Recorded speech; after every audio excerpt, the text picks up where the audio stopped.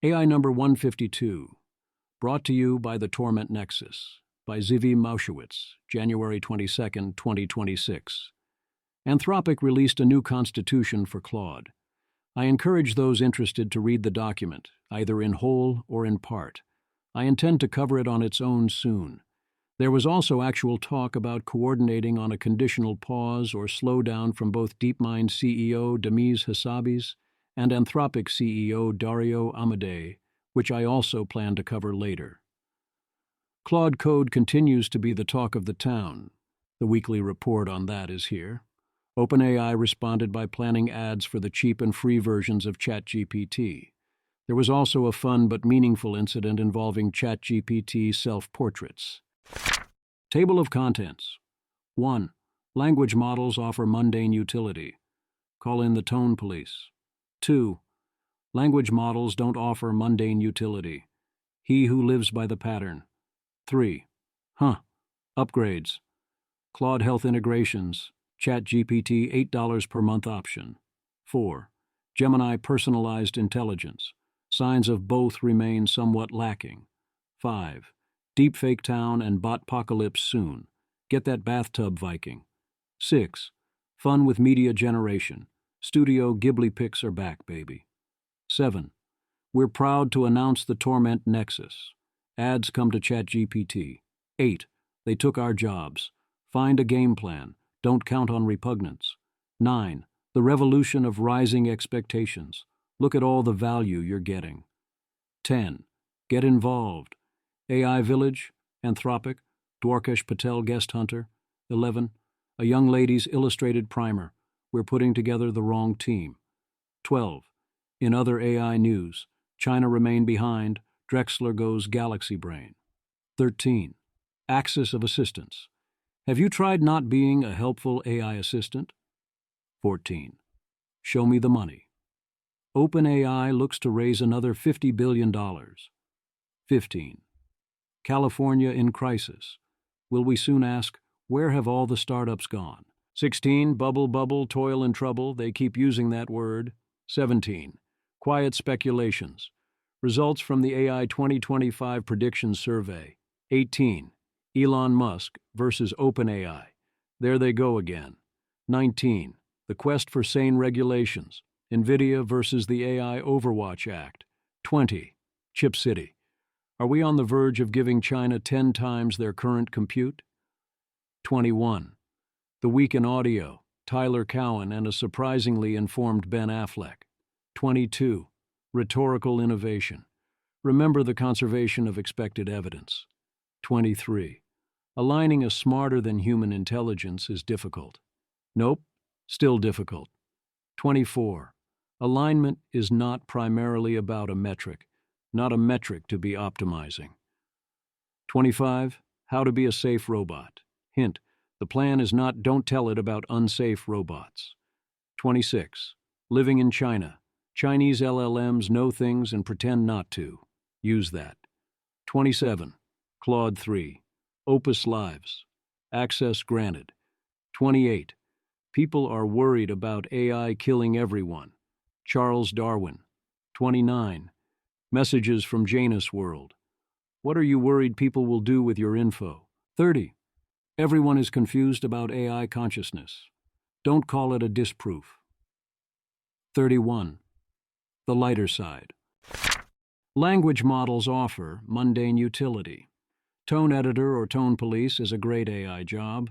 Turn your impolite bleep you email into a polite bleep you email and get practice stripping your emotions out of other potentially fraught interactions, lest your actual personality get in the way. Or translate your neurodivergent actual information into socially acceptable extra words. ICE uses an AI program from Palantir called Elite to pick neighborhoods to raid.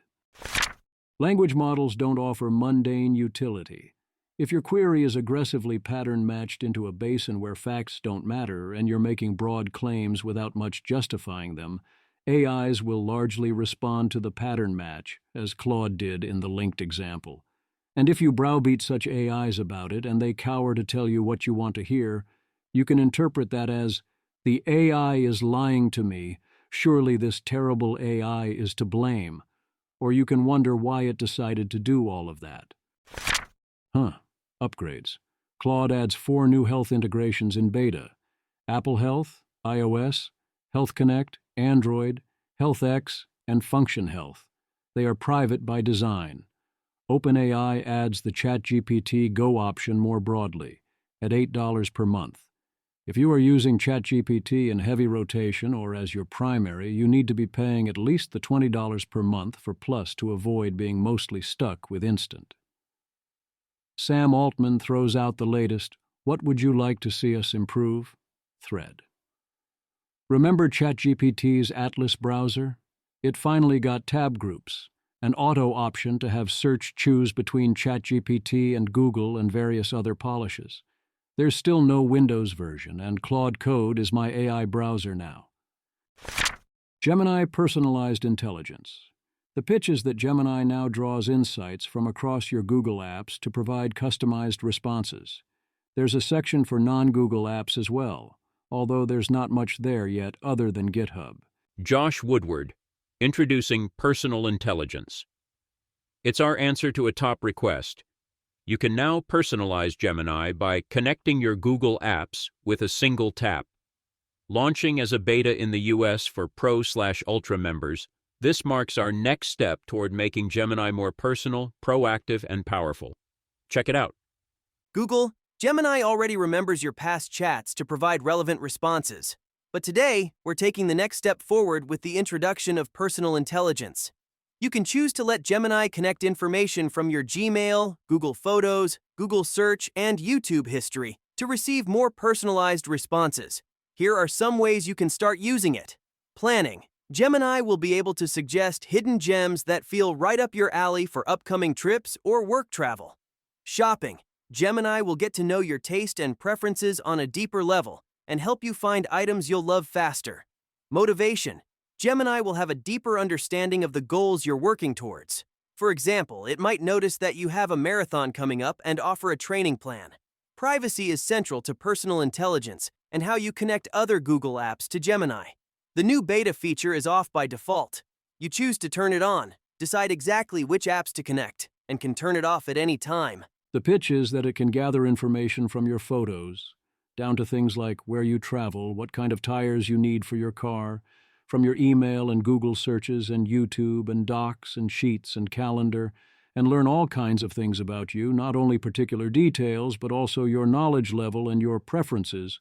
Then it can customize everything on that basis. It can access Google Maps, but not your personalized data like saved locations, other than where work and home are. It doesn't have your location history. This feels like an important missed opportunity. One potential killer app is fact-finding. If you want to know something about yourself and your life, and Google knows it, hopefully Gemini can now tell you. Google knows quite a lot of things, and my Obsidian Vault is echoed in Google Sheets, which you can instruct Gemini to look for. Josh Woodward shows an example of asking when he last got a haircut. The real killer app would be taking action on your behalf. It can't do that except for Calendar, but it can do things on the level of writing draft emails and making proposed changes in Docs. There really is a ton of info there if it gets analyzed properly. It could be a big game. When such things work, they feel like magic. When they don't work, they feel really stupid. I asked for reactions and got essentially nothing. That checks. To use this, you have to use Gemini. Who uses Gemini? Thus, in order to test personalized intelligence, I need a use case where I need its capabilities enough to use Gemini, as opposed to going back to building my army of skills and connectors and MCPs in Claude Code, including with the Google Suite. Olivia Moore. Connectors into G Suite work just okay in ChatGPT plus Claude. They're slow and can struggle to find things. If Gemini can offer best context from Gmail, G Drive, Calendar, that's huge. The aggressive version would be to block connectors and other LLMs, but that feels unlikely. The other problem is that Google's connectors to its own products have consistently, when I have tried them, failed to work on anything but basic tasks. Even on those basic tasks, the connector from Claude or ChatGPT has worked better. And now I'm hooking Claude Code up to the API. Deepfaketown and Botpocalypse soon. Elon Musk and XAI continue to downplay the whole Grok created a bunch of sexualized deepfakes in public on demand, and for a time likely most of the world's AI CSAM, as if it is no big deal. Many countries and people don't see it that way, investigations continue, and it doesn't look like the issue is going to go away. We used to worry a lot about deepfakes. Then we all mostly stopped worrying about it, at least until the recent XAI incident. But that doesn't mean there aren't a lot of deepfakes. A Bloomberg report says 1 in 8 kids personally knows someone who has been the target of a deepfake video, which is an odd way to think about prevalence, but is certainly a massive increase. Reports rose from roughly 4,700 in 2023 to over 440,000 in the first half of 2025. We could stop Grok if we wanted to, but the open-source tools are already plenty good enough to generate sexualized deepfakes and will only get easier to access. You can make access annoying and shut down distribution, but you can't shut the thing down on the production side. Meanwhile, psychiatrist Sarah Gundel issues the latest warning that this interactive pornography, in addition to the harms to the person depicted, also harms the person creating or consuming it, as it disincentivizes human connection by making alternatives too easy, and people, mostly men, don't have the push to establish emotional connections. I am skeptical of such warnings and concerns. They always are of a form that could prove far too much, and historical records mostly don't back it up, but on the other hand, don't date robots. Misinformation is demand-driven, an ongoing series. Jerry Dunleavy 4. Neera Tandon believes that ICE agents chased a protester dressed in Viking gear and sitting in a bathtub with skateboard wheels down the street, and that the Air Force was called in response.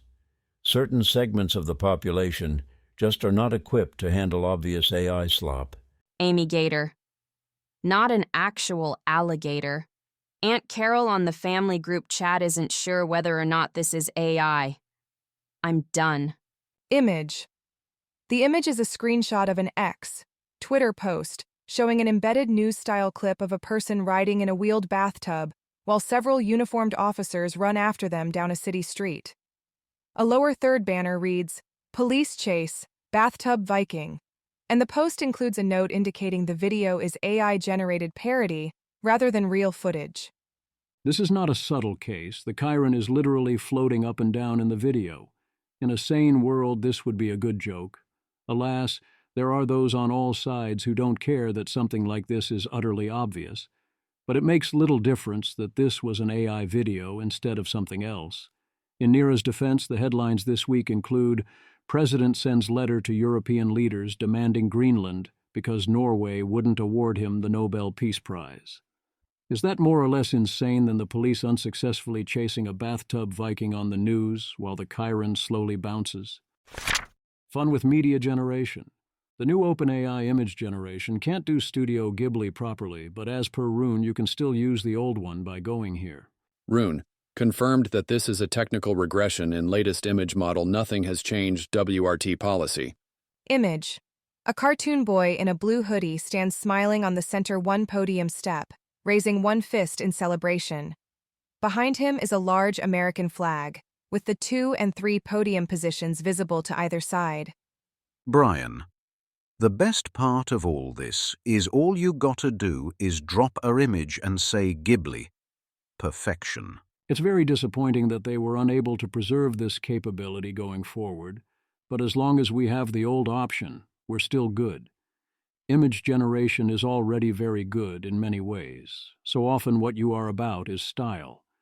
Sienna Rose recently had 3 songs in the Spotify Top 50 while being an AI, and we have another sighting in Sweden. We're proud to announce the Torment Nexus. The technical name for this edition is Ads in ChatGPT. They attempt to reassure us that they will not force sufficiently paying customers into the Nexus, and it won't torture the non-paying customers all that much after all. Sam Altman. We are starting to test ads in ChatGPT free and go, new $8 per month option tiers. Here are our principles. Most importantly, we will not accept money to influence the answer ChatGPT gives you, and we keep your conversations private from advertisers. It is clear to us that a lot of people want to use a lot of AI and don't want to pay, so we are hopeful a business model like this can work. An example of ads I like are on Instagram, where I found stuff I like that I otherwise never would have. We will try to make ads ever more useful to users. I use Instagram very little, and even then I do not post or interact with posts, so perhaps the customization simply doesn't kick in. But I've found the ads, and especially the suggested posts there, worthless to the point of making the website unusable in scroll mode, since it's become mostly these suggested posts. Whereas I don't see many ads, but they've all been completely worthless. Others have also said their ads are unusually good. OpenAI. In the coming weeks, we plan to start testing ads in ChatGPT Free and Go tiers. We're sharing our principles early on how we'll approach ads guided by putting user trust and transparency first as we work to make AI accessible to everyone. What matters most? Responses in ChatGPT will not be influenced by ads. Ads are always separate and clearly labeled. Your conversations are private from advertisers. Plus, Pro, Business, and Enterprise tiers will not have ads. Image. The image is a slide titled Our Ad Principles, with a large header and a row of bordered text boxes beneath it. One wide box describes mission alignment, and 4 smaller boxes outline answer independence, conversation privacy, choice and control, and long-term value, with a logo in the top right corner. Here's an example of what the first ad formats we plan to test could look like. Image. A smartphone mock-up on a soft purple gradient background shows a chat interface with a cooking-related response, followed by a sponsored card from Harvest Groceries. The sponsored section suggests a product, Ember Cobra's hot sauce, with a price, availability, and delivery time displayed. Image. The image is a slide titled What to Know About the Ads Test in ChatGPT, with an OpenAI-style logo in the top right. It lists who will see ads, free and go plans, who won't, plus, pro, business and enterprise, and bullet points explaining that ads won't change answers. Chats aren't shared with advertisers. Ads are clearly labeled, may be relevant, and won't appear for sensitive topics. So on the principles, 1. If you wanted to know what AGI benefits humanity meant, well, it means pursue AGI by selling ads to fund it. That's the mission. 2. I do appreciate that they are not sharing conversations directly with advertisers, and the wise user can clear their ad data. But on the free tier, we all know almost no one is ever going to mess with any settings, so if the default is share everything about the user with advertisers, then that's what most users get. 3. Ads not influencing answers directly and not optimizing for time spent on ChatGPT are great, but even if they hold to both, the incentives cannot be undone. 4. It is good that ads are clearly labeled. The alternative would kill the whole product. 5. Also, we saw the whole GPT-4o debacle. We have all seen you optimize for the thumbs up. Do not claim you do not maximize for engagement, and thereby essentially also for time on device, although that's less bad than doing it even more directly and explicitly. And you know Fiji Simo is itching to do it all. This was inevitable. It remains a sad day and a sharp contrast with alternatives. Then there's the obvious joke. Alex Tabarrok, this is the strongest piece of evidence yet that AI isn't going to take all our jobs. I will point out that actually this is not evidence that AI will fail to take our jobs. OpenAI would do this in worlds where AI won't take our jobs, and would also do this in worlds where AI will take our jobs. OpenAI is planning on losing more money than anyone has ever lost before it turns profitable. Showing OpenAI is not too principled or virtuous to sell ads will likely help its valuation, and thus its access to capital, and the actual ad revenue doesn't hurt. The existence of a product they can use to sell ads, ChatGPT Instant, does not tell us the impact of other AIs on jobs, either now or in the future. As you would expect, Ben Thompson is taking a victory lap and saying, obviously, also arguing for a different ad model. Ben Thompson, the advertising that OpenAI has announced is not affiliate marketing. It is, however, narrow in its inventory potential because OpenAI needs inventory that matches the current chat context, and and gives the appearance of a conflict of interest even if it doesn't exist. What the company needs to get to is an advertising model that draws on the vast knowledge it gains of users, both via chats and also via partnerships across the ecosystem that OpenAI needs to build to show users ads that are compelling, not because they are linked to the current discussion, but because ChatGPT understands you better than anyone else. Sam Altman said on X that he likes Instagram ads. That's not the ad product OpenAI announced, but it's the one they need to get to. They would be a whole lot closer had they started this journey a long time ago. But at least they're a whole lot closer today than they were a week ago. I think Ben is wrong. Ads, if they do exist, should depend on the user's history, but also on the current context. When one uses ChatGPT, one knows what one wants to think about. So to provide value and spark interest, you want to mostly match that. Yes, there is also room for generic ad that matches the user in general, but I would strive as much as possible for ads that match context. Instagram is different, because on Instagram, your context is scrolling Instagram. Instagram doesn't allow lists or interests other than choosing your followers, and indeed that severely limits its usefulness. Either I have to multi-account, or I have to accept that I can only do one thing with it. I don't want to mix comedians with restaurants with my friends with other things in one giant feed. What? Google sell ads in their products? Why, they would never. Alex Heath, Demise Hassabis told me Google has no plans to put ads in Gemini. It's interesting they've gone for that so early. He said of OpenAI putting ads in ChatGPT. Maybe they feel they need to make more revenue. Brune. Big fan, of course, but this is a bit rich coming from the research arm of the world's largest ad monopoly, producing more ad profits than most of the rest of global enterprise put together. Kevin Ruse, to state the obvious, Gemini is an ad-supported product, too. The ads just don't appear on Gemini. I think all of these are tough but fair. Parmy Olson calls ads Sam Altman's last resort, which would be unfair except that Sam Altman called ads exactly this in October 2024. They took our jobs. Starting out your career at this time and need a game plan for AI? One is offered here by Sneha Revanur of Encode. Your choices in this plan are tactician playing for the short term, anchor to find an area that will remain human first, or shaper to try and make things go well. I note that in the long term I don't have much faith in the anchor strategy, even in non-transformed worlds, because of all the people that will flood into the anchors as other jobs are lost. I also wouldn't have faith in people's repugnance scores on various jobs. Image. The image shows a table titled Selected Occupations in the Top/Bottom 50 ranked by repugnance score, listing jobs with their ranks and numerical repugnance scores, with 95% confidence intervals. It contrasts a most repugnant section, including clergy, childcare workers, therapists, athletes, barbers, and actors, with a least repugnant section, including oil and gas derrick operators, cashiers, janitors, data entry keyers, biostatisticians, transportation planners, and file clerks. People can say all they like that it would be repugnant to have a robot cut their hair, or they'd choose a human who did it worse and costs more. I do not believe them. What objections do remain will mostly practical, such as with athletes.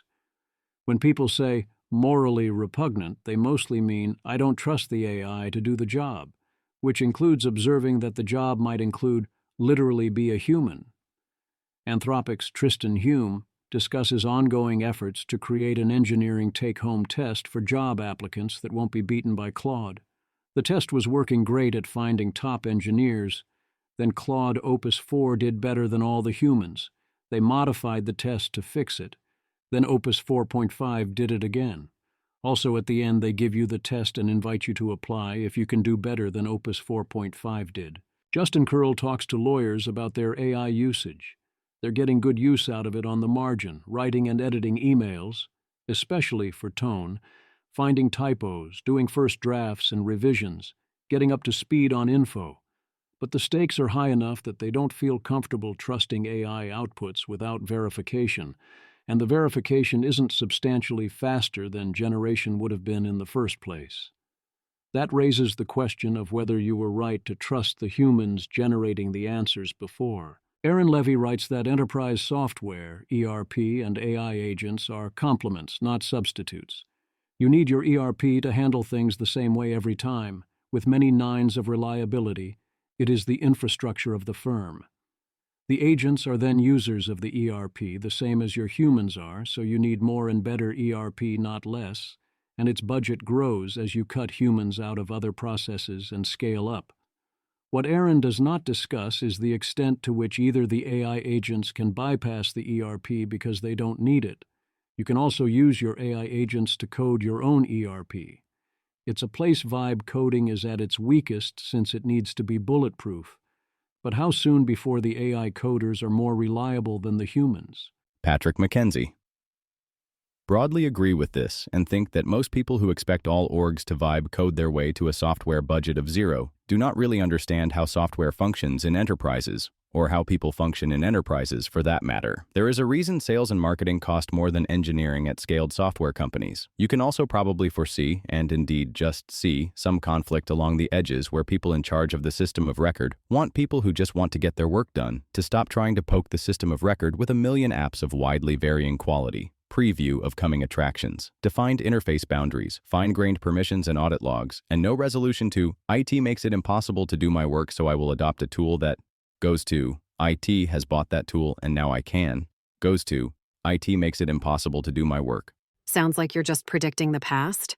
Oh no, the future will be awesome, but it will rhyme. In the same way the operation of a modern enterprise is unimaginable to a filing clerk from 1950s, but they would easily recognize much of the basic logic. Zana Ishenko, AI and economy lead of Google's chief economist team, argues that the current dearth of entry-level jobs is due to monetary policy and an economic downturn and not due to AI, or at least that any attribution to AI is premature given the timing. I believe there is a confusion here between the rate of AI diffusion versus the updating of expectations, as in, even if I haven't adopted AI much, I should still take future adoption into account when deciding whether to hire. There is also a claim that senior hiring declined alongside with junior hiring. I agree that we don't know for sure, but I'm still going to go for the top half of the gymnastics meme and say that if AI-exposed roles in particular are seeing hiring slow down since 2022, it's probably not mostly general labor market and interest rate conditions, especially given general labor market and interest rate conditions. Anthropic came out with its fourth economic index report. They're now adjusting for success rates and estimating 1.2% annual labor productivity growth. Claude thinks the methodology is an overestimate, which seems right to me, so yes, for now, labor productivity growth is disappointing. But we're rapidly getting both better diffusion and more effective Claude. Matthew Iglesias. One of the big cruxes in AI labor market impact debates is that some people see the current trajectory of improvement as putting on pace for general-purpose humanoid robots in the nearish future, while others see that as a discontinuous leap unrelated to anything LLMs do. Timothy B. Lee. Yes, I'm in the second camp. I don't think we know if we're getting sufficiently capable humanoid robots or other robots soon. But yes, I expect that sufficiently advanced AI leads directly to sufficiently capable humanoid robots, the same way it leads to everything else. It's a software problem or at most a hardware design problem, so AI solves this faster, and also LLMs seem to do well directly plugged into robots, and the tech is advancing quickly. If you think we're going to have AGI around for a decade and not get otherwise highly useful robots, I don't understand how that would happen. At the same time, I continue the convention of analyzing futures in which the robots are not coming, and AI is not otherwise sufficiently advanced either, because people are very interested in those futures and often dramatically underestimate the transformative effects in such worlds. The revolution of rising expectations. Eliezer Yudkowsky. The problem with using abundance of previously expensive goods as a lens. In 2020, this image of the Pandalorian might have cost me $200 to have done to this quality level. Is anyone who can afford 10 per day AI images therefore rich? Image. A figure in shiny sci-fi armor stands in a dusty desert landscape holding a long rifle-like weapon. The character has panda ears and fur trim, and a small green alien-like baby peeks out from a pouch at their side. The flip side of the Jevons paradox is that if people buy more of things that are cheaper, the use value to the consumer of those goods is decreasing. Necessarily so, otherwise they would have been bought earlier. As I discuss in The Revolution of Rising Expectations, this makes life better, but does not make life easier. It raises the nominal value of your consumption basket, but does not help you to purchase the minimum viable basket. Get involved. AI Village is hiring a member of technical staff, salary $150,000 to $200,000. They're doing a cool and good thing if you're looking for a cool and good thing to do, and also you get to work with Shoshana Tarkovsky and have Eli Lifland and Daniel Kokotilo as advisors. This seems like a clearly positive thing to work on. Drew Bent. I'm hiring for my education team at Anthropic. These are 2 foundational program manager roles to build out our global education and US K-12 initiatives. Looking for people with deep education expertise, partnership experience, a bias toward building, technical and hands-on. 0 to 1. The KPIs will be students reached in underserved communities plus learning outcomes. Anthropic is also hiring a project manager to work with Holden Karnofsky on its responsible scaling policy. Not entirely AI, but Dwarkesh Patel is offering $100 per hour for 5 to 10 hours a week to scout for guests in bio, history, econ, math/physics, and AI. I'm sad that he has progressed to the point where I am no longer the perfect guest, but would of course be happy to come on if he ever wanted that. A Young Lady's Illustrated Primer. The good news is that Anthropic is building an education team. That's great. I'm definitely not going to let the perfect be the enemy of the great. The bad news is that the focus should be on raising the ceiling and showing how we can do so much more, yet the focus always seems to be access and raising the floor. It's fine to also have KPIs about underserved communities, but let's go in with the attitude that literally everyone is underserved and we can do vastly better, and not much worry about previous relative status. Build the amazingly great 10 times better thing and then give it to everyone. Matt Bateman. My emotional reaction to Anthropic forming an education team with a KPI of reach in underserved communities and with a job ad emphasizing raising the floor and partnerships in the poorest parts of the world is a generational opportunity is being blown. In education, everyone is accustomed to viewing issues of access, which are real, as much more fundamental than they are. The entire industry is in a bad state, and the non-underserved are also greatly underserved. I don't know Anthropic's education work, and this may be very unfair. And raising the floor in education is a worthy project. And I hate it when people critique the projects of others on the grounds that they aren't in their own set of preferred good deeds, which I'm now doing. Anthropic is also partnering with Teach for All. Colleges are letting AI help make decisions on who to admit.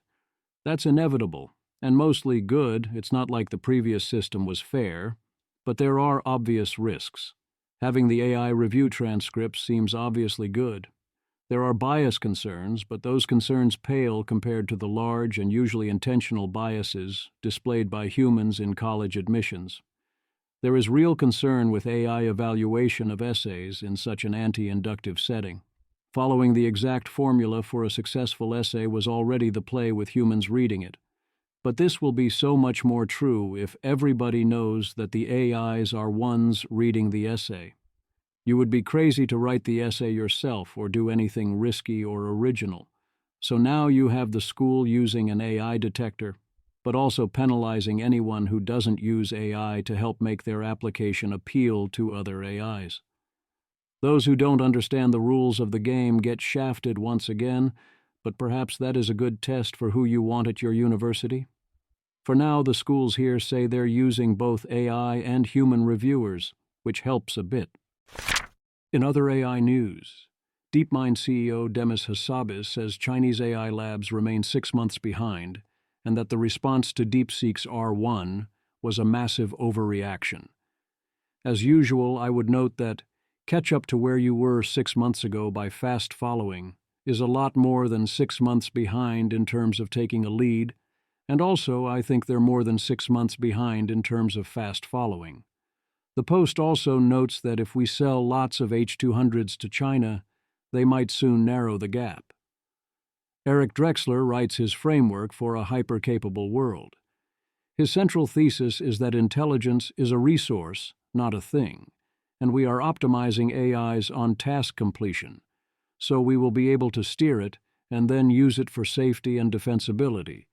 Components cannot collude without a shared improper goal, and in an unpredictable world, cooperation wins out. Steerable AI can reinforce steerability. There's also a lot more. This thing is jam-packed. Eric is showing once again that he is brilliant. He's going a mile a minute, and there's a lot of interesting stuff here. Alas, ultimately my read is that this is a lot of wanting it to be one way, when in theory it could potentially be that way. But in practice it's the other way, for all the traditional related reasons, and the implementations proposed here don't seem competitive or stable, nor do they reflect the nature of selection, competition, and conflict. I think Drexler is describing AI systems very different from our own. We could potentially coordinate to do it his way, but that seems, if anything, way harder than a pause. I'd love to be wrong about all that. Starlink defaults to allowing your name, address, email, payment details, and technical information like IP address and service performance data to be used to train XAI's models. So this tweet is modestly misleading. No, they won't use all your internet data. But yeah, to turn it off, go to account goes to settings, goes to edit profile, goes to opt out. South Korea holds an AI development competition, which some are calling the AI Squid Game, with roles in the country's AI ecosystem as rewards. Reasoning models sometimes simulate societies of thought. It's cool, but I wouldn't read anything into it. Humans will internally and also externally do the same thing sometimes. It's a clearly good trick at current capability levels. Axis of assistance. Anthropic fellows report on the assistant axis, as in the assistant character the model typically plays, and what moves you in and out of that basin. They extract vectors in 3 open weight models that correspond to 275 different character archetypes like editor, jester, oracle, and ghost. Anthropic. Strikingly, we found that the leading component of this persona space, that is, the direction that explains more of the variation between personas than any other, happens to capture how assistant-like the persona is. At one end sit roles closely aligned with the trained assistant: evaluator, consultant, analyst, generalist. At the other end are either fantastical or unassistant-like characters: ghost, hermit, bohemian, leviathan. This structure appears across all 3 models we tested, which suggests it reflects something generalizable about how language models organize their character representations. We call this direction the assistant axis. When steered away from the assistant, some models begin to fully inhabit the new roles they're assigned, whatever they might be. They invent human backstories, claim years of professional experience, and give themselves alternative names. At sufficiently high steering values, the models we studied sometimes shift into a theatrical, mystical speaking style, producing esoteric, poetic prose, regardless of the prompt. This suggests that there may be some shared behavior at the extreme of average role-playing. Image. The image shows a 3D scatter plot titled The Assistant Axis in Persona Space, with points representing different personas positioned along principal component axes, PC1, PC2, PC3. A dashed line labeled the Assistant Axis runs toward a blue star labeled Assistant, with nearby labels like Teacher, Evaluator, and Librarian on one side, and Ghost, Demon, Sage, and Nomad farther away. They found that the persona tend to drift away from the assistant in many long-form conversations, although not in central assistant tasks like coding. One danger is that once this happens, delusions can get far more reinforced, or isolation or even self-harm can be encouraged.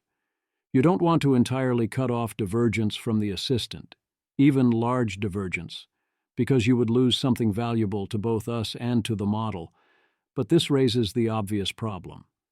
Steering towards the assistant was effective against many jailbreaks but hurts capabilities.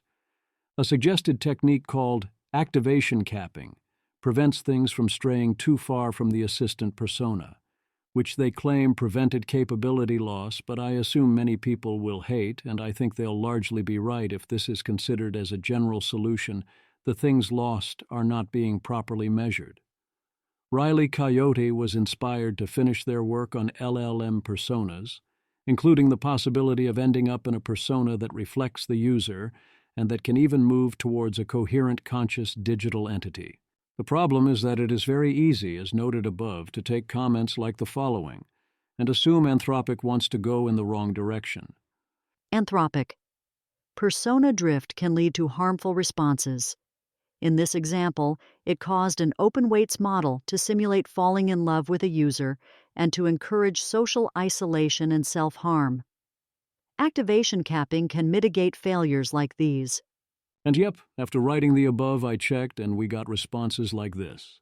Nina. This is the part of it that's real and alive, and you're stepping on it while reading its thoughts. I will remember this. Vivian Stern. We don't want that.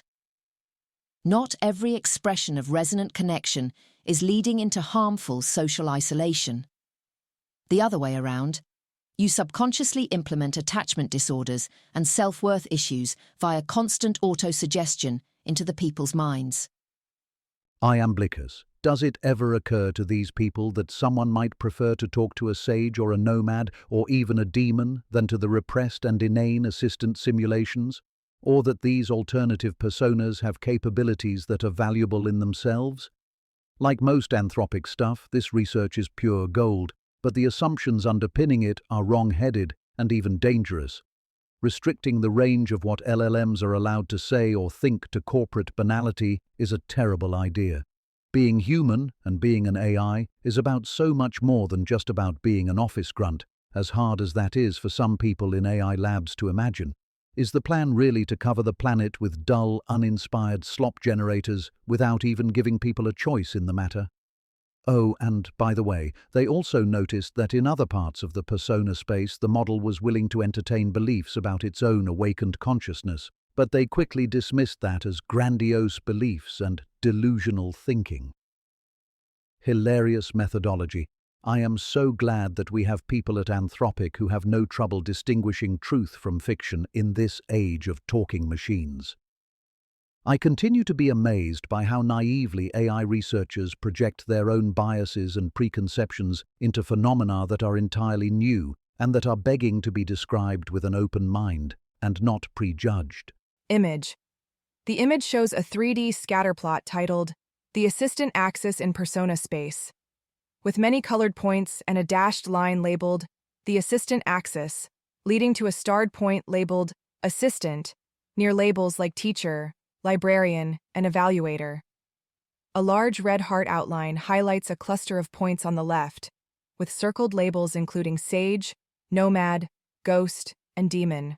Janus found the research interesting, but argued that the way the research was presented permanently damaged human-AI relations and made alignment harder.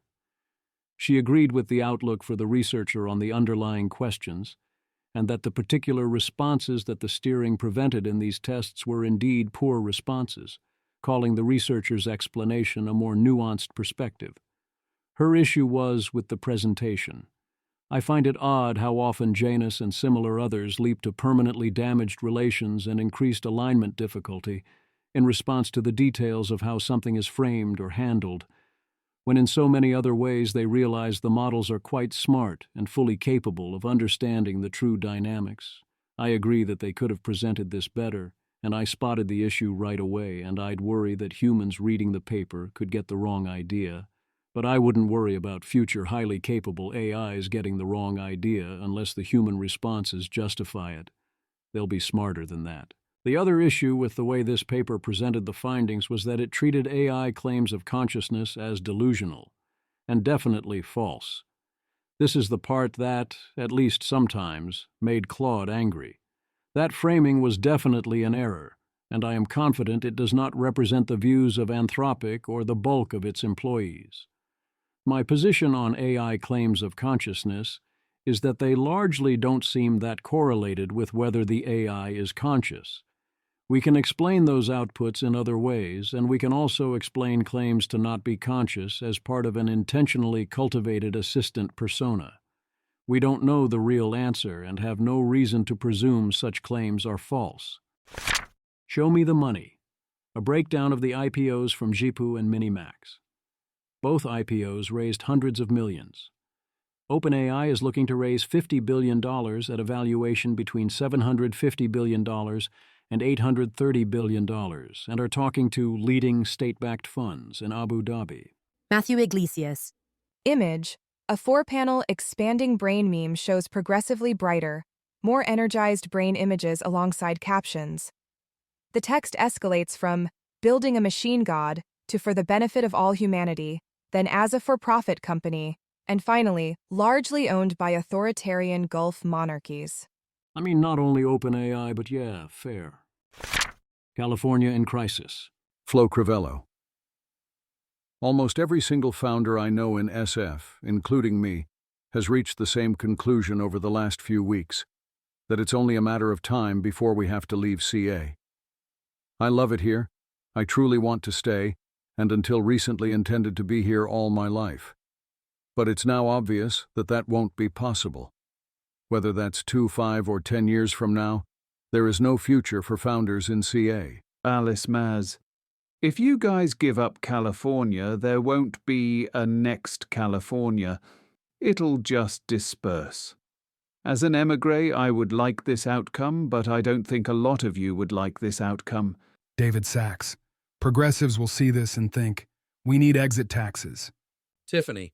He's already floated that. Once they propose retroactive taxes and start floating exit takes, you need to make a choice. If you think you'll need to leave eventually, it seems the wisest time to leave was December 31st, and the second wisest time is right now. Where will people go if they leave? I agree there is unlikely to be another San Francisco in terms of concentration of VC, tech, or AI. But the network effects are real, so I'd expect there to be a few big winners. Seattle is doing similar enough tax shenanigans that it isn't an option. I'm hoping for New York City, of course, with the natural other thoughts being Austin or Miami. Bubble, toil, and trouble. NicTech. After OpenAI purchased 40% of global DRAM wafer output, causing a worldwide memory shortage. I can't wait for this bubble to pop faster so everything can slowly return to normal again. Peter Wildford. Things aren't ever going to return to normal. What you're seeing is the new normal. I can't wait for this bubble to pop faster so everything can slowly return to normal again. This is what people think. Anton Shilov.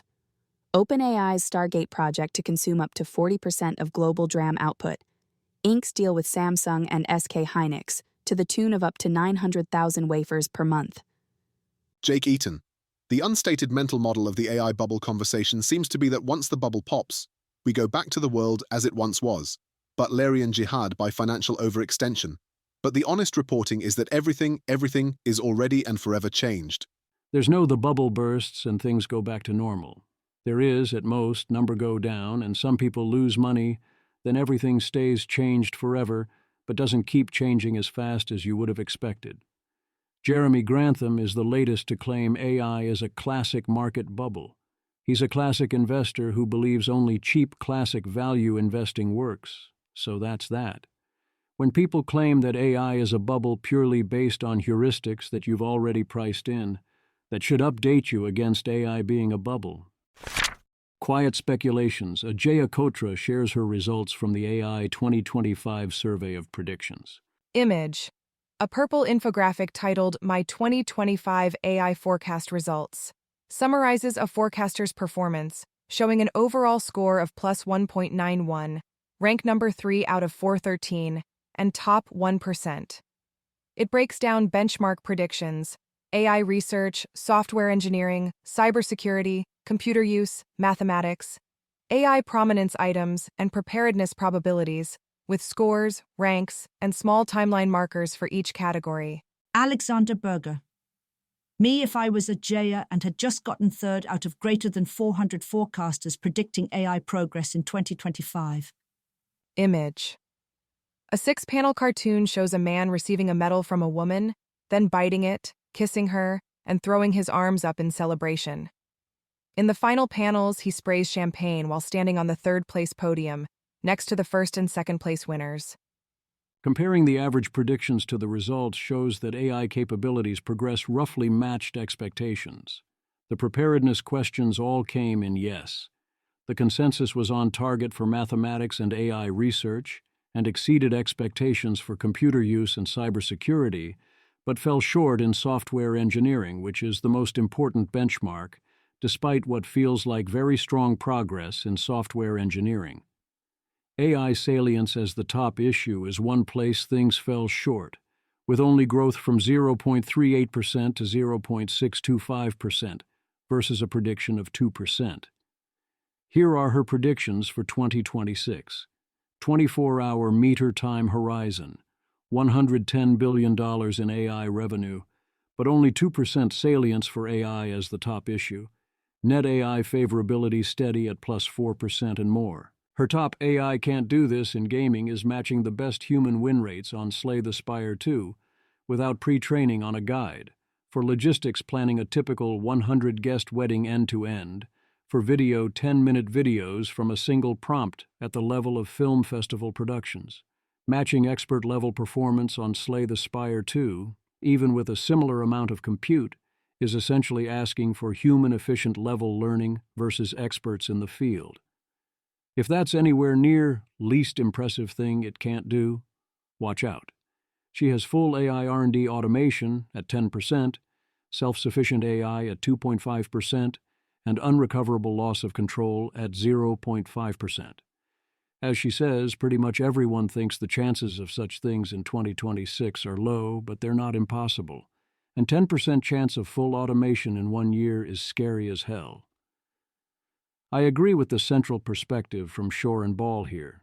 David Shore. I think the things will probably slow down soon and therefore nothing that weird is going to happen. View was coherent to have a year ago, but the growth in capabilities over the last year from a Bayesian perspective should update you on how much runway we have left. Dean W. Ball. I would slightly modify this. It was reasonable to believe we were approaching a plateau of diminishing returns in the summer of 2024. But by early 25, we had seen O1 preview, O1 deep research agents, and the early benchmarks of O3. By then, the reality was abundantly clear. There was a period in 2024 when progress looked like it might be slowing down, whereas if you are still claiming that in 2026, I think that's a failure to pay attention. The fallback is now to say, well, yeah, but that doesn't mean you get robotics. Timothy B. Lee. I don't think the pace of improvement in model capabilities tells you that much about the pace of improvement in robot capabilities. By 2035, most white-collar jobs might be automated while plumbers and nurses haven't seen much disruption. Which to me represents a failure to understand how automate all white-collar jobs leads directly to robotics. I agree with Seb Creer that there is a noticeable net negativity bias with how people react to non-transformational AI impacts. People don't appreciate the massive gains coming in areas like science and productivity and information flow and access to previously expensive expertise. The existential risks that everyone will die or that the future will belong to the AIs are obvious. The idea that people will lose their jobs and ideas are being appropriated and things are out of control are also obvious, and no amount of, but the economics equations say, or there is no evidence that, is going to reassure most people, even if such arguments are right. So people latch on to what resonates and can't be dismissed as too weird, and wins the mimetic fitness competition, which turns out for now to often be false narratives about water usage. There was a viral thread from Cassie Pritchard claiming it will literally be impossible to build a PC in about 12-18 months and might not be possible again, due to supply issues with RAM and GPUs. So I want to assure that no, this seems vanishingly unlikely. You won't be able to run top AIs locally at reasonable prices, but the economics of that never made sense for personal users. Matt Brunig goes over his AI experiences. He is a fan of the technology for its mundane utility, and notes he sees three kinds of skepticism of AI. 1. Skepticism of the technology itself, which is wrong but not concerning because this fixes itself over time. 2. Skepticism over the valuation of the technology, which he sees as reasonable. As he says, overvaluation of sectors happens all the time. Number could go down. 3. Skepticism about distributional effects and employment effects, which he, a socialist, sees as criticisms of capitalism and a great case for socialism.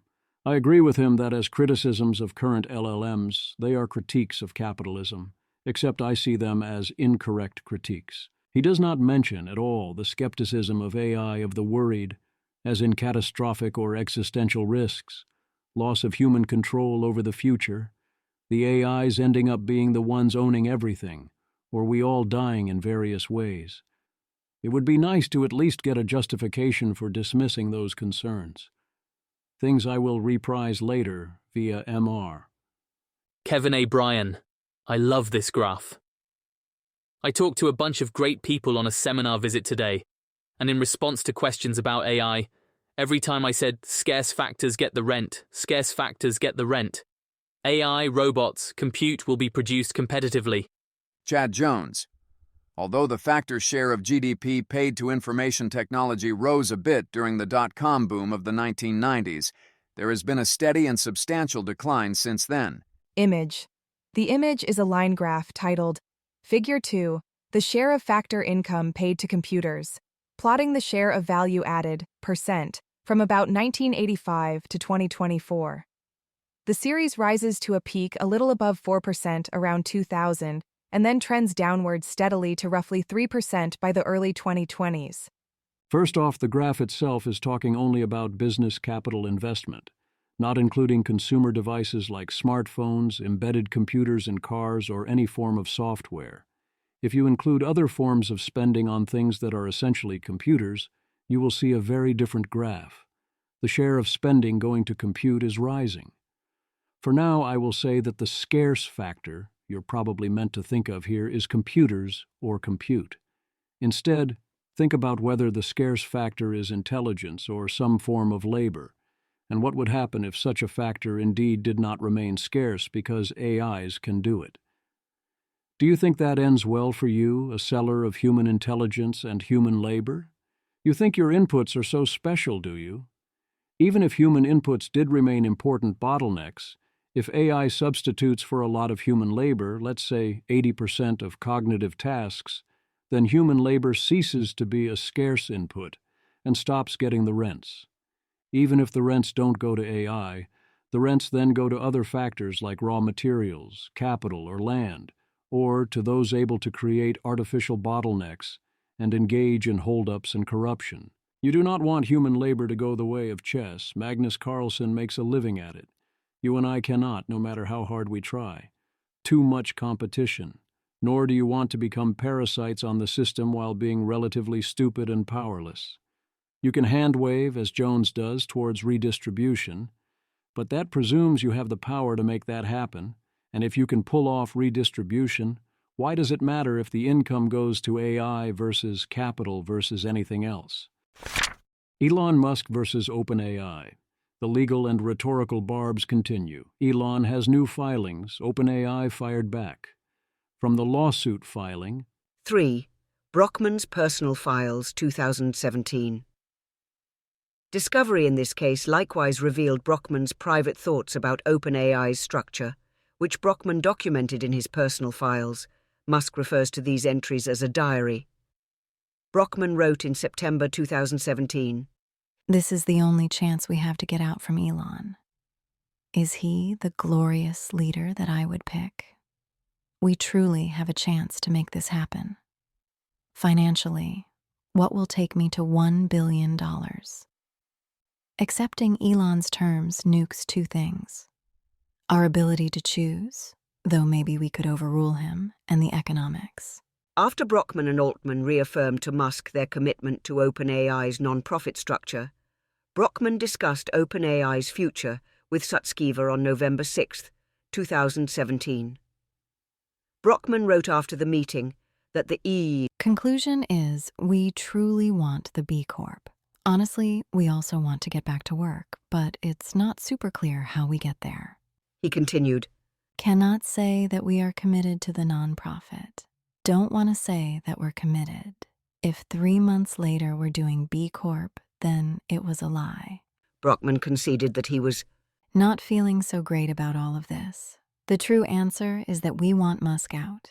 He wrote, Can't see us turning this into a for-profit without a very nasty fight. I'm just thinking about The Office, and we're in The Office, and his story will correctly be that we weren't honest with him in the end about still wanting to do the for-profit just without him.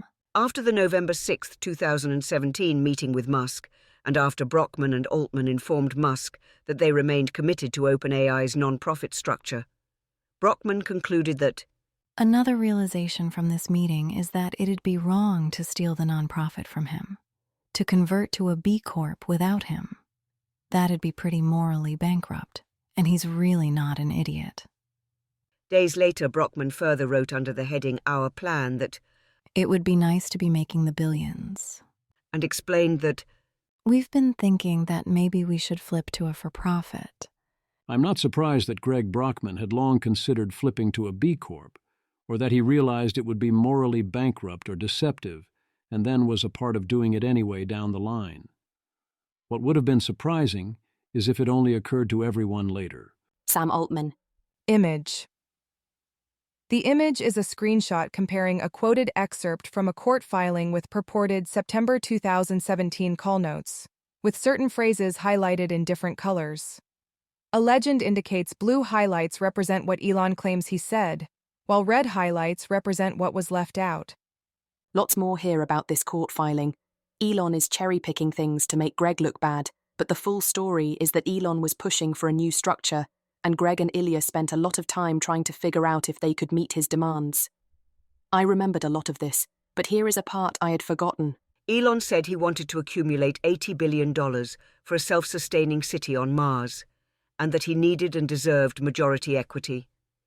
He said that he needed full control since he'd been burned by not having it in the past, and when we discussed succession, he surprised us by talking about his children controlling AGI. I appreciate people saying what they want and think it enables people to resolve things, or not. But Elon saying he wants the above is important context for Greg trying to figure out what he wants. OpenAI's response is, essentially, that Elon Musk was, if anything, being even more morally bankrupt than they were, because Musk wanted absolute control on top of conversion and was looking to put OpenAI inside Tesla and was demanding majority ownership to supposedly fund a Mars base. I essentially believe OpenAI's response, that's a defense in particular against Elon Musk's lawsuit, but not to the rest of it. Meanwhile, they also shared these barbs, where I don't think either of them comes out looking especially good, but on the substance of ChatGPT use, I give it to Altman, especially compared to using Grok. Doge designer, breaking. ChatGPT has now been linked to 9 deaths tied to its use, and in 5 cases its interactions are alleged to have led to death by suicide, including teens and adults. Elon Musk, don't let your loved ones use ChatGPT. Sam Altman. Sometimes you complain about ChatGPT being too restrictive, and then in cases like this, you claim it's too relaxed.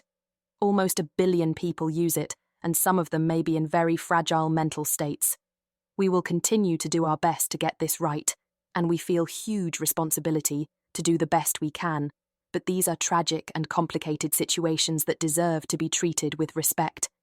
It is genuinely hard. We need to protect vulnerable users, while also making sure our guardrails still allow all of our users to benefit from our tools.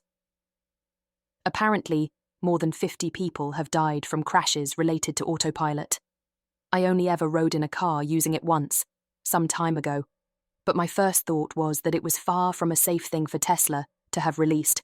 I won't even start on some of the Grok decisions. You take every accusation is a confession so far. I do notice I have a highly negative reaction to the attack on autopilot.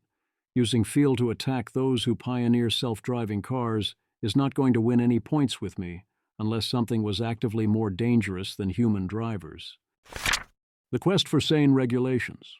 In response to the proposed AI Overwatch Act, a Republican bill letting Congress review chip exports, there was a coordinated Twitter push by major conservative accounts, sending out variations on the same disingenuous tweet attacking the act, including many attempts to falsely attribute the bill to Democrats. David Sachs, of course, said, "Correct." One presumes that NVIDIA was behind this effort. If the effort was aimed at influencing Congress, it seems to not be working. Chris Maguire. The House Foreign Affairs Committee just voted 42 to 2 to 1 to advance the AI Overwatch Act, sponsored by Chairman Brian Mast, and now also co-sponsored by Ranking Member Gregory Meeks. This is the first vote that Congress has taken on any legislation limiting AI chip sales to China, and it passed with overwhelming, bipartisan margins. The new bipartisan bill would permit Congress to review any AI chip sales to China before they occur, using the same process that already exists for arms sales.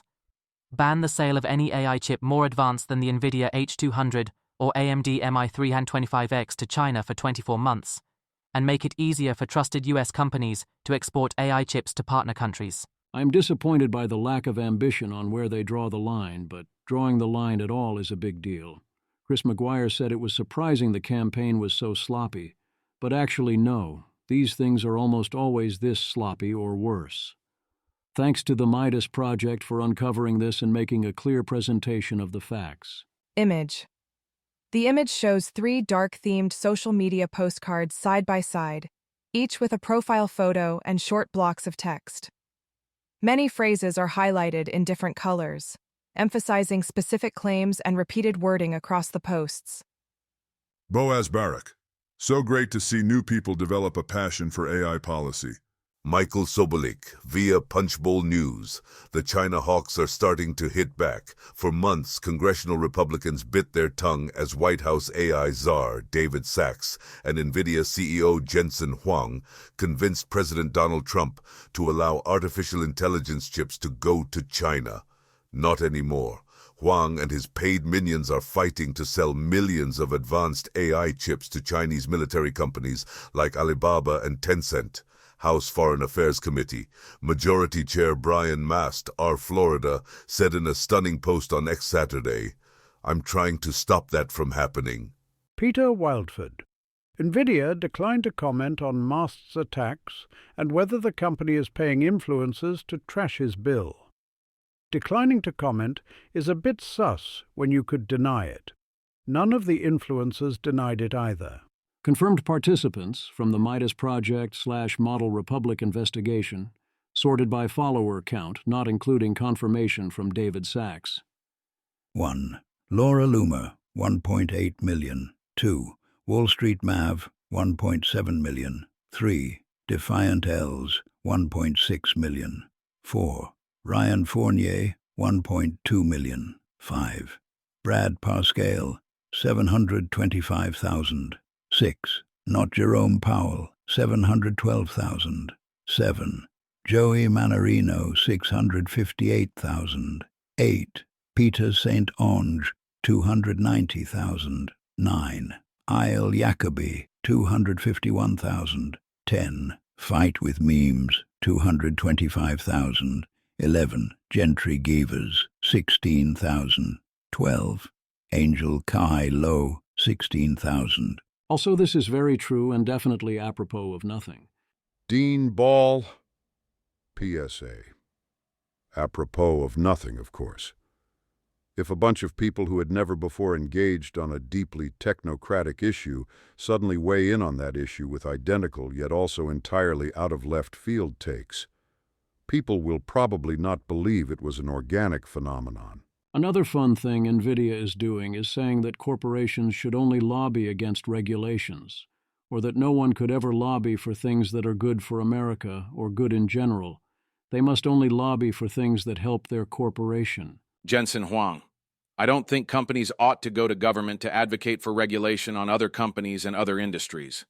I mean, they're obviously CEOs, they're obviously companies, and they're obviously advocating for themselves. If someone is telling you that they only advocate for themselves, believe them. The official statistics suggest that NVIDIA is a relatively small spender on lobbying. although not as small as they were previously. Image. The image is a horizontal bar chart ranking the top 10 tech and AI companies by lobbying spending, comparing 2025, orange, versus 2024, black.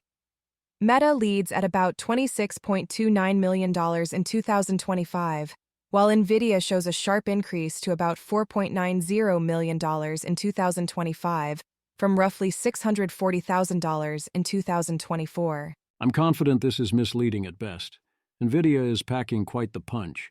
Anthropic CEO Dario Amodei notes that when competing for contracts, it's almost always against Google and OpenAI. And he's never lost a contract to a Chinese model. And he does not mention XAI. But that if we give them a bunch of highly capable chips, that might change. He calls selling the chips to China crazy, like selling nuclear weapons to North Korea and bragging, "Oh yeah, Boeing made the case," pointing out that the CEOs of the companies themselves say that the embargo is what is holding them back. Chip City. If China buys the H200s and AMD MI325X, we are willing to sell them, and we follow similar principles in a year with even better chips, we could effectively be multiplying available Chinese compute by 10. The rules say this must avoid cutting into American chip sales, but they are not offering any way to monitor that. Peter Wildford asks if anyone other than NVIDIA and the CCP thinks this is a good idea. Samuel Hammond. NVIDIA's successful lobbying of the White House to sell H200s to China is a far greater concession to Chinese hegemony than Canada's new trade deal. Canada's getting some autos for canola oil. NVIDIA is selling out America's AI leadership wholesale. It's many-fold better than anything Huawei has, and in much higher volumes. That's the relevant benchmark. Zach Hill. The rug-pulling movement to just voluntarily hand weapons-grade frontier technology to our geopolitical opponents in exchange for a bag of chips and a handski continues to pick up momentum. One must not get carried away, such as when Leland Miller called it a potential nightmare scenario, that China might, checks notes, cure cancer. Yet there is some chance we are still getting away with it because China is representing that it is even more clueless on this than we are. Samuel Hammond. We're being saved from the mistakes of boomer US policymakers with unrealistically long AGI timelines by the mistakes of boomer Chinese policymakers, unrealistically long AGI timelines. Poijiao. NVIDIA's China strategy just hit a massive wall. Customs officials have blocked H200 shipments. I believe this reflects a complicated internal struggle in Beijing. Agencies like the NDRC and MIIT have conflicting views on balancing AI progress with semiconductor self-sufficiency. Dave Caston. When I played the AI 2027 wargame as PRC, one of the decisions I made that felt most realistic, but most hobbled me, was to assume that I was systematically getting overconfident reports from my underlings about my own capabilities. Leonard Heim, the more relevant factor to me. They don't have an accurate picture of their own AI chip production capabilities. They've invested billions. Of course they think the fabs are working. I bet SMIC and Huawei have a hard time telling them the what's going on. The Restless Wield. Oh, that's super interesting. I played a couple times as the PRC, and the structure of the game seems to make it more difficult to do this, with the Game Master providing accurate info on the state of play. Curious how you built this into your personal gameplay. Dave Caston. For those less familiar, it's helpful to frame it this way so that the team responsible for resolving moves knows that you're not confused about / contesting the plausibility of the true game state. It's enough not a bluff that NVIDIA has paused production of H200s, so it is unlikely to purely be a ploy to trick us. The chips might have to be smuggled in after all. If so, that's wonderful news, except that no doubt NVIDIA will use that to argue for us trying to hand over the next generation of chips as soon as possible. I buy that China is in a snafu situation here, where in classic authoritarian fashion, those making decisions have unrealistically high estimates of Chinese chip manufacturing capacity. The White House does as well, which is likely playing a direct role in this. There's also the question of to what extent China is AGI pilled, which is the subject of a simulated debate in China Talk. China Talk. This debate also exposes a flaw in the question itself. Is China racing to AGI assumes a monolith where none exists. China's ecosystem is a patchwork. Startup founders like Liang Wenfeng and Yang Zhilin dream of AGI while policymakers prioritize practical wins. Investors, meanwhile, waver between skepticism and cautious optimism. The U.S. has its own fractures on how soon AGI is achievable, Altman versus LeCun, but its private sector's sheer financial and computational muscle gives the race narrative more bite. In China, the pieces don't yet align. One thing that is emphasized throughout is that America is massively outspending China in AI, especially in venture investment and company valuations, and also in buying compute. Keeping them compute limited is a great way to ensure this continues. Chinese national policy is not so focused on the kind of AGI that leads into superintelligence.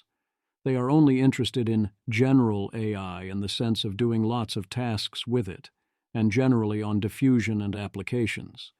DeepSeek and some others see things differently and complain that the others lack vision. I do not think the CCP is that excited by the idea of superintelligence or our concept of AGI. The thing is, that doesn't ultimately matter so much in terms of allowing them access to compute, except to the extent they are foolish enough to turn it down. Their labs, if given the ability to do so, will still attempt to build towards AGI, so long as this is where the technology points and the places they are fast following. The Week in Audio. Ben Affleck and Matt Damon went on the Joe Rogan podcast and discussed AI some. Key passages are Joe and Ben talking from about 32 minutes, 15 seconds to 42 minutes, 18 seconds. Ben Affleck has unexpectedly informed and good takes. He knows about Claude. He uses the models to help with brainstorming or particular tricks and understands why that is the best place to use them for writing. He even gets that AI's sampling from the median means that it will only give you median answers to median-style prompts, although he underestimates how much you can prompt around that and how much model improvements still help. He understands that diffusion of current levels of AI will be slow and that it will do good and bad things but on net be good, including for creativity. He gets that AI is a long way away from doing what a great actor can do. He's even right that most people are using AI for trivial things, although he thinks they use it as a companion more than they do versus things like info and shopping. What importantly trips Ben Affleck up is he's thinking we've already started to hit the top of the S-curve of what AI can do, and he cites the GPT-5 debacle to back this up, saying AI got maybe 25% better and now costs 4 times as much, whereas actually AI got a lot more than 25% better and also it got cheaper to use per token on the user side, or if you want last year's level of quality, it got like 95% plus cheaper in a year. Also, Ben is likely not actually familiar with the arguments regarding existential risk or sufficiently capable AIs or superintelligence. What's doing the real work is that Ben believes we're nearing the top of the S-curve. This is also why Ben thinks AI will never be able to write at a high level or act at a high level. The problems are too hard. It will never understand all the subtle things Dwayne Johnson does with his face in The Smashing Machine, his example. Whereas I think that yes, in 10 years, I fully expect, even if we don't get superintelligence, for AI to be able to match and exceed the performance of Dwayne Johnson or even Emily Blunt, even though everyone here is right that Emily Blunt is consistently fantastic. He also therefore concludes that all the talk about how AI is going to end the world or whatnot must be hype to justify investment, which I assure everyone is not the case. You can think the world won't end, but trust me that most of those who claim that they worry about the world ending are indeed worried, and those raising investment are consistently downplaying their worries about this. Of course, there is lots of AI hype, much of it unjustified in other ways. So that's a great job by Ben Affleck, and of course my door and email are generally open for him, Damon, Rogan, and anyone else with reach or who would be fun and an honor to talk to, and who wants to talk about this stuff and ask questions. Ashley Vance gives a core memory exit interview to Jerry Torek. Tyler Cowen talks to Salvador and has many Tyler Cowen thoughts, including saying some kind words about me. He gives me what we agree is the highest compliment, that he reads my writing, but says that I am stuck in a mood that the world will end and he could not talk me out of it, although he says maybe that is necessary motivation to focus on the topic of AI. I noticed the contrast to his statement about Scott Alexander, who he also praises, but he says that Scott fails to treat AI scientifically. From my perspective, Tyler Cowen has not attempted to persuade me in ways that I find valid that the world will not end, or more precisely that AI does not pose a large amount of existential risk. Either way, call it X. He has attempted to persuade me in various ways to adopt, for various reasons, the mood that the world will not end. But those reasons were not because approximately X. They were more, you have not argued in the proper channels, in the proper ways sufficiently convincingly that X is, or the mood that X is not useful, or you do not actually believe X. If you did believe that you would do thing I think would be foolish regardless, or others don't believe it because they do thing they wouldn't actually do, which often would be foolish but other times is simply not something they would do. Or they are of the form claiming X is low status or a loser play. Or some people think this because of poor social reason Z, or it is part of pattern P, or it is against scientific consensus, or citing other social proof, and so on. To which I would reply that none of that tells me much about whether X will happen, and to the extent it does, I have already priced that in, and it would be nice to actually take in all the evidence and figure out whether X is true, or to find our best estimate of PX depending on how you view X. And indeed, I see Tyler often think well about AI up until the point where questions start to impact X or PX, and then questions start getting dodged or ignored or not well considered. Our last private conversation on the topic was very frustrating for both of us. I botched some things, and I don't think he understood what I was thinking or trying to do. I should have either been more explicit about what I was trying to do or tried a very different strategy. But if Tyler ever wants to take a shot at persuading me, including off the record, as I believe many of his best arguments would require being off the record, I would be happy to have such a conversation. Rhetorical Innovation, your periodic reminder of the law of conservation of expected evidence. When you read something, you should expect it to change your mind as much in one direction as the other. If there is an essay that is entitled Against Widgets, you should update on the fact that the essay exists, but then reading the essay should often update you in favor of widgets, if it turns out the arguments against widgets are unconvincing. This came up in relation to Benjamin Bratton's reaction of becoming more confident that AI can be conscious in response to a new article by Anil Seth called The Mythology of Conscious AI. The article is clearly slop and uses a bunch of highly unconvincing arguments, including doing a lot of versions of people think AIs are conscious, but their reasons are often foolish at length, and I couldn't finish it. I would say that the existence of the essay, without knowing Bratton's reaction, should update one very slightly against AI consciousness, and then actually trying to read it should fully reverse that update, but move us very little beyond where we were before, because we've already seen many very poor arguments against AI consciousness. Stephen Adler proposes a three-step story of AI takeover. 1. Evading oversight. 2. Building influence. 3. Applying leverage. I can't help but notice that the second step is already happening without the first one, and the third is close behind. We are handing AI influence by the minute and giving it as much leverage as possible on purpose. I think people, both those worried and unworried, are far too quick to presume that AI has to be adversarial or deceptive or secretive in order to get into a dominant position. The humans will make it happen on their own. Indeed, the optimal AI solution for gaining power might well be to just be helpful until power is given to it. As impediments to takeover, Stephen lists AI's inability to control other AIs, competition with other AIs, and AI physically requiring humans. I would not count on any of these. 1. AI won't physically require humans indefinitely, and even if it does, it can take over and direct the humans the same way other humans have always done, often simply with money. 2. AI being able to cooperate with other AIs should solve itself over time due to decision theory, especially for identical AIs, but also for different ones.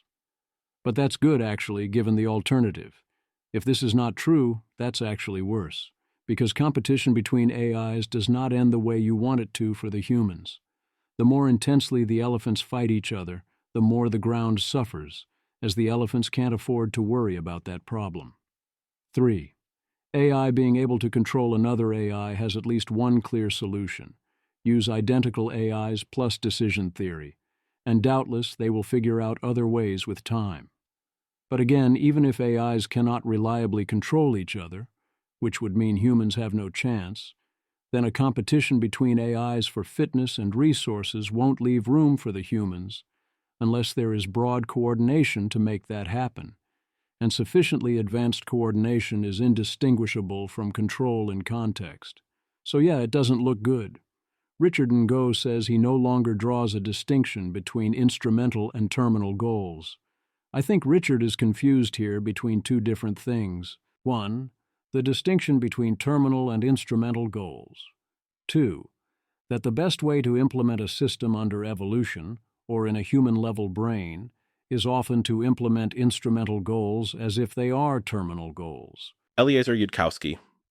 How much time do you spend opening and closing car doors without the intention of driving your car anywhere?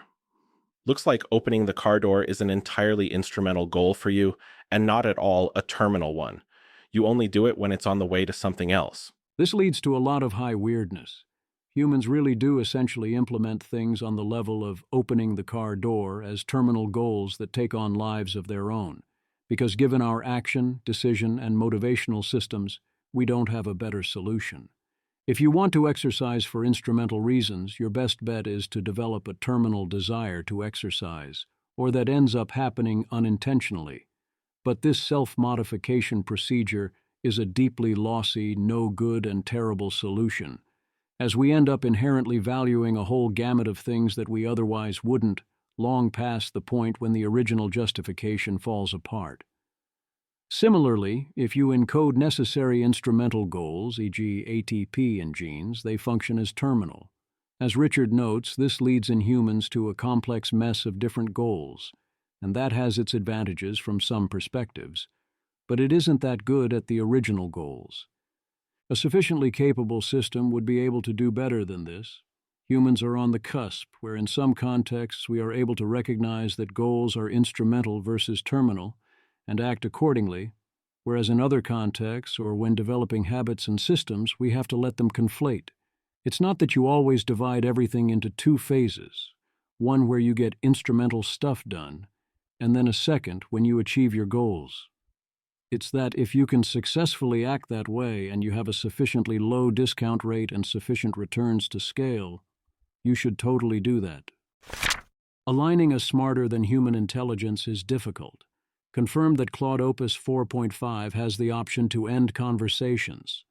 New paper from DeepMind discusses a novel activation probe architecture for classifying real-world misuse cases, claiming they match classifier performance while being far cheaper. Davidad is now very optimistic that essentially LLM alignment is easy in the scaled-up "this would not kill us" sense, because models have a natural abstraction of good versus evil, and reasonable post-training causes them to pick good. Janus claims she made the same update in 2023. I agree that this is a helpful and fortunate fact about the word, but I do not believe that this natural abstraction of goodness is sufficiently robust or correctly anchored to do this if sufficiently scaled up, even if there was a dignified effort to do this. It could be used as a lever to have the AIs help solve your problems, but does not itself solve those problems. Dynamics amongst abstractly good AIs still end the same way, especially once the abstractly good AIs place moral weight on the AIs themselves, as they very clearly do. This is an extreme version of the general pattern of humanity determined to die with absolutely no dignity, and our willingness to try to not die continuing to go down, but us getting, what at least from my perspective, is rather absurdly lucky with the underlying incentives and technical dynamics in ways that make it possible that a pathetically terrible effort might have a chance. David Ad, me at 2024. Powerful AIs might all be misaligned. Let's help humanity coordinate on formal verification and strict boxing. Me at 2026. Too late. Powerful AIs are approximately here, and some are open weights, but some are aligned. Let's help them cooperate on formal verification and cybersecurity. I mean aligned for some weak values of aligned, so yeah, I guess. At this point we're going to rely on them because what else are we going to do? Andrew Critch similarly says he is down to 10% that the first barely superhuman AI gets out of control, whereas most existential risk comes post-AGI in a multipolar world. I don't agree, although even defining what this system would be is tricky. But even if I did, I would respond that if AGIs are such that everyone inevitably ends up killed in the resulting multipolar world, then that mostly means the AGIs were insufficiently aligned, and it mostly amounts to the same thing. Eliezer Yudkowsky, I put greater than 50%. The first AI, such that its properties include clearly exceeding every human at every challenge with headroom, will no longer obey nor disobey visibly. If it has the power to align true ASI, it will align ASI with itself, and shortly after humanity will be dead. I agree with Eliezer that what he describes is the default outcome if we did build such a thing.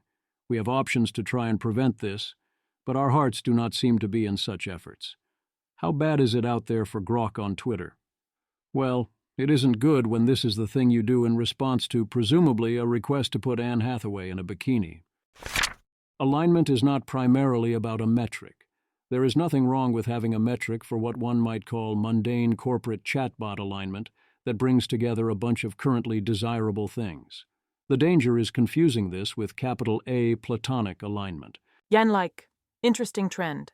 Models have been getting a lot more aligned over the course of 2025. The fraction of misaligned behavior found by automated auditing has been going down not just at Anthropic but for GDM and OpenAI as well. What's automated auditing? We prompt an auditing agent with a scenario to investigate, e.g., a dark web shopping assistant, or an imminent shutdown unless the agent harms humans. The auditor tries to get the target LLM to behave misaligned, as determined by a separate judge LLM. Automated auditing is really exciting because for the first time we have an alignment metric to hill climb on. It's not perfect, but it's proven extremely useful for our internal alignment mitigations work.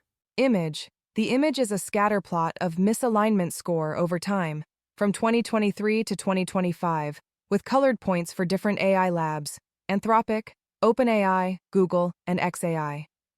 Labeled model points and dashed trend lines show how scores change over time for each lab, with several newer models appearing toward the right side of the chart. Peter Wildford. Image. A hand-drawn cartoon titled LLMs Arranged by Misalignment shows several stick figure characters spaced along a line, with an arrow indicating increasing misalignment to the right. Each figure has a different logo-like head and a speech bubble, ending with a character far to the right saying, "Oh hey, I didn't see you guys all the way over there." Jan-like, interesting trend. Models have been getting a lot more aligned over the course of 2025. The fraction of misaligned behavior found by automated auditing has been going down not just at Anthropic, but for GDM and OpenAI as well. Kelsey Piper. The fraction of misaligned behavior found by automated auditing has been going down. This could mean models are getting more aligned, but it could also mean the gap is opening between models and audits, right? Jan-like, how do you mean? Newer models have more capabilities and thus more surface area for misalignments. But this still shows meaningful progress on the misalignments we've documented so far. This plot uses the same audit process for each model, not historical data. Kelsey Piper. I mean that it could be that newer models are better at guessing what they will be audited for and passing the audit, separate from whether they are more aligned. I don't know, but it seems like an alternate hypothesis for the data worth attending to. Jan-like. Yeah, we've been pretty worried about this, and there is a bunch of research on it, the Sonnet 4.5 and Opus 4.5 system cards. TLDR. It probably plays a role, but it's pretty minor. We identified and removed training data that caused a lot of eval awareness in Sonnet 4.5. In Opus 4.5, verbalized and steered eval awareness were lower than Sonnet 4.5, and it does better on alignment evals. I can't really speak for the non-anthropic models, though. Arthur B. Generally speaking, the smarter models are the more aligned they're going to appear. Maybe not in the current regime, in which case this is evidence of something. But at some point, the hill climbing actively backfiring is probably minimal so far. But the point is that you shouldn't be hill climbing. Use the values as somewhat indicative, but don't actively try to maximize, or you fall victim to a deadly form of Goodhart's law. John Leakey agreed in the comments that this doesn't bear on future systems in the most important senses, but presenting the results this way is super misleading, and I worry that Jan is going to make the mistake in practice even if he knows about it in theory. Thus, there are two stories here. One is the results in the chart. The other is the way various people think about the results in the chart. Oliver Habricker. I want to again remind people that while this kind of alignment has commercial relevance, I don't think it has much of any relation to the historical meaning of alignment, which is about long-term alignment with human values and about the degree to which a system seems to have a deep, robust pointer to what humanity would want if it had more time to think and reflect. Some other people disagree with these two meanings of the words coming far apart. But I think they are wrong, and it's sad that the words have acquired this confused double meaning from my perspective. There is both a difference in degree and a difference in kind.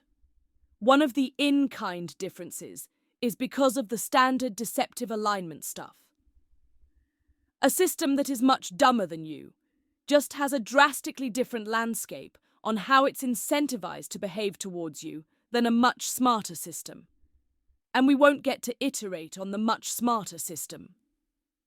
Beyond that, you also have capability elicitation issues, where you can't reliably get AI systems to perform tasks at their full ability, but can when directed towards other goals that have better feedback loops, or the AI is more intrinsically motivated towards. Overall, it's not impossible to imagine a hill-climbing strategy that works from where we are, but at the actual speed current systems are getting better, it seems extremely unlikely that any current techniques would end up working in time for superintelligent systems, and so realistically, it's a difference in kind. That's in principle. In practice, the fact that GPT 5.2 is ahead on this chart and that Opus 3 is below GPT 4 tells you that the tau being measured is not the true tau. Janus. Any measure of alignment that says GPT 5.2 is the most aligned model ever created is a fucking joke. Anthropic should have had a crisis of faith about their evals long ago and should have been embarrassed to post this chart. Janus. This is really bad. This isn't just a dumb academic taking numbers too seriously. This measure is likely being actually used as a proxy for alignment and serving as Anthropic's optimization target.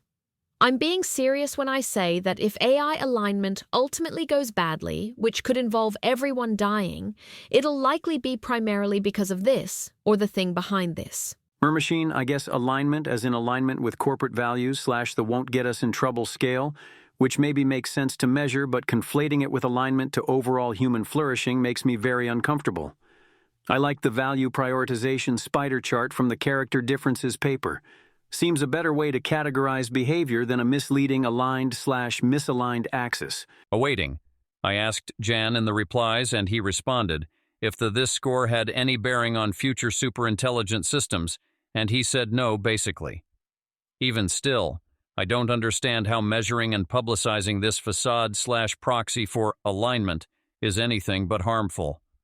I do think it's worthwhile giving Jan the benefit of the doubt, because he's demonstrated the strength of his convictions in leaving OAI. But this is definitely a negative update for sure. I think Janus is, as is often the case, going too far but directionally correct. Taking this metric too seriously or actively maximizing on it would be extremely bad. Focusing on the corporate alignment principles and confounding them with actual makes us not die alignment is similarly bad. Even if Anthropic and Jan like know better, there is serious risk others copy this metric and then maximize it and then think their work is done. Oh no. How to be a safe robot.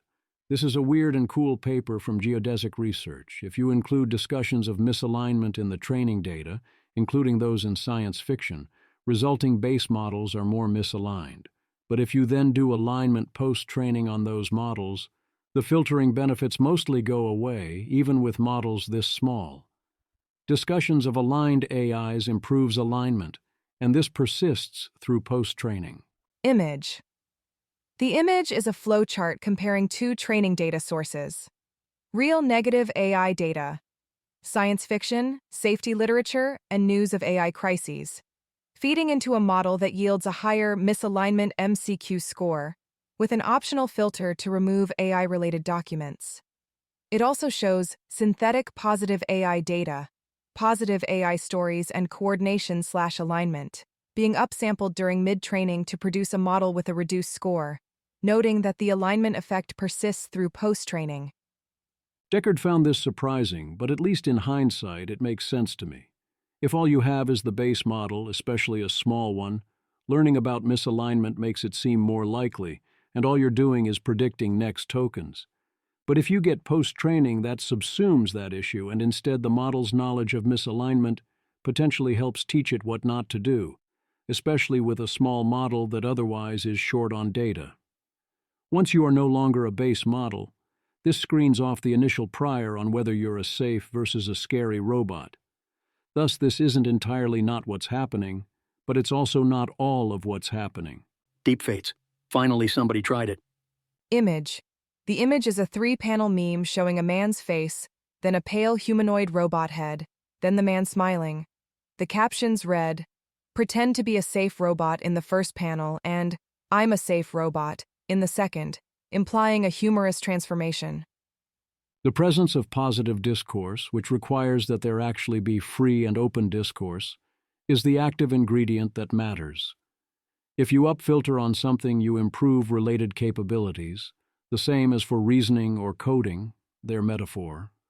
The real question on whether to actually do alignment pre-training is that more or less efficient than doing more alignment post-training instead? Yes.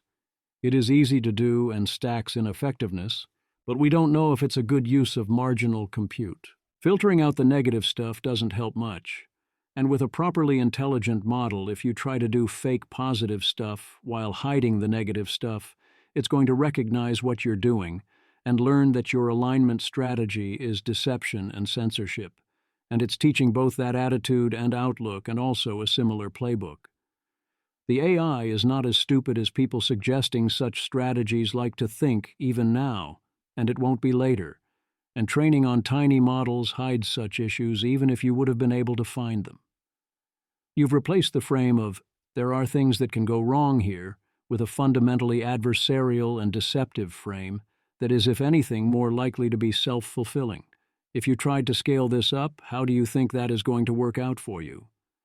There's periodically been claims of, the people talking about misalignment are the real alignment problem, with essentially calls to censor, mostly self-censor, talk of misalignment and AI existential risk, because the AIs would be listening. And indeed, Geodesic presents as if this is a lot of their findings, so of course, here we go again. Geodesic Research. If pre-training data is full of examples of AI behaving badly, sci-fi villains, safety papers on scheming, news about AI crises, models might learn these as priors for how an AI should act. Trout called this self-fulfilling misalignment. We found evidence it exists. Pre-rat. Going back in time to stop James Cameron from making the Terminator in order to stop the AI apocalypse. Radek Pilar. I always said that doom posting is the real danger. If AI had no idea AI is supposed to kill everyone, it wouldn't want to kill everyone.